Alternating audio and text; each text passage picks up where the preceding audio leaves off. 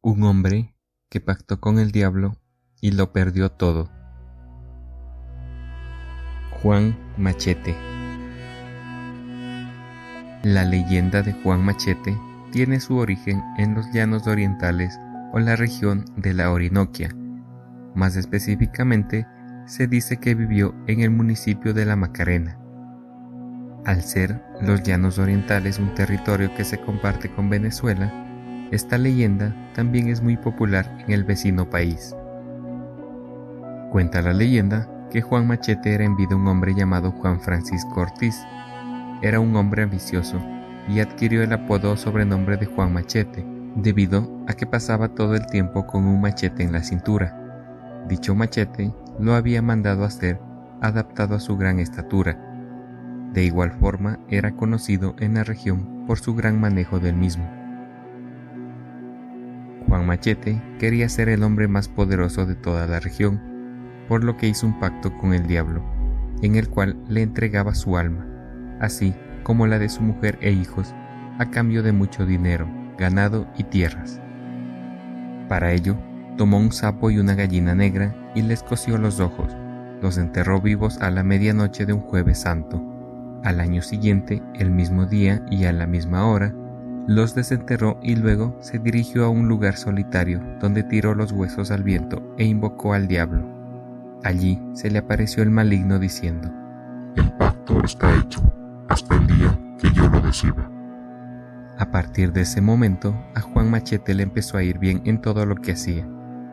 Sus terrenos se convirtieron en los más fértiles, las vacas le parían de a 2 terneros, su fortuna fue creciendo más y más.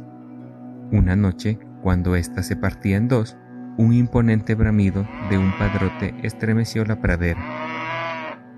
Juan se levantó, pero nada extraño pudo ver.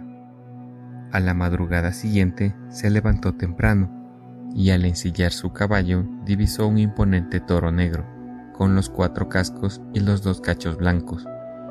Pasó este hecho desapercibido y se fue a trabajar como de costumbre.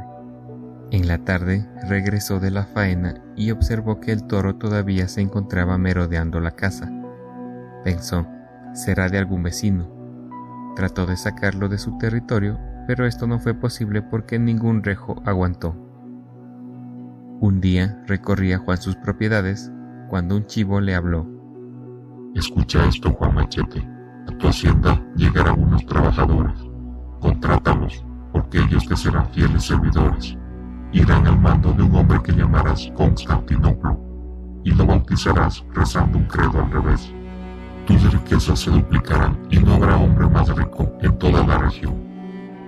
Y así lo hizo Juan Machete.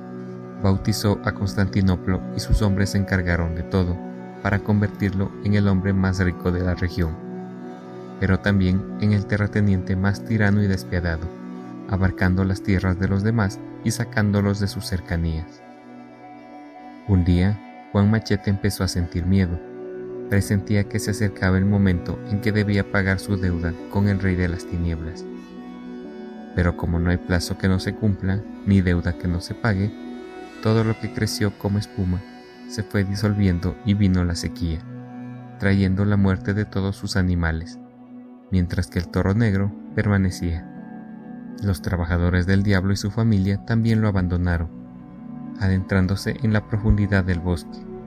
Su casa resultó destruida por un voraz incendio y con ella la mayoría de sus riquezas. Su cabalgadura y el toro negro fueron los únicos testigos. Después de quedar solo, su ambición lo llevó a recoger en cofres el resto de tesoros que le quedaban. Paso seguido se internó en el bosque y escondió todas sus riquezas en una cueva subterránea. Arrepentido del pacto que hizo, desapareció en las entrañas de la selva. Luego de un tiempo, murió y fue a pagar su deuda con el maligno. Juan Machete regresó en forma de espectro. Quienes afirman haberlo visto lo describen como un hombre inusualmente alto y muy flaco, que vomita fuego y persigue con su gran machete a todo el que percibe como un peligro para su tesoro. Y así queda claro el mensaje: con el diablo no se negocia. Hasta aquí esta leyenda, espero les haya gustado y me dejen su opinión en los comentarios. suscríbase al canal para conocer más historias como esta. Hasta la próxima.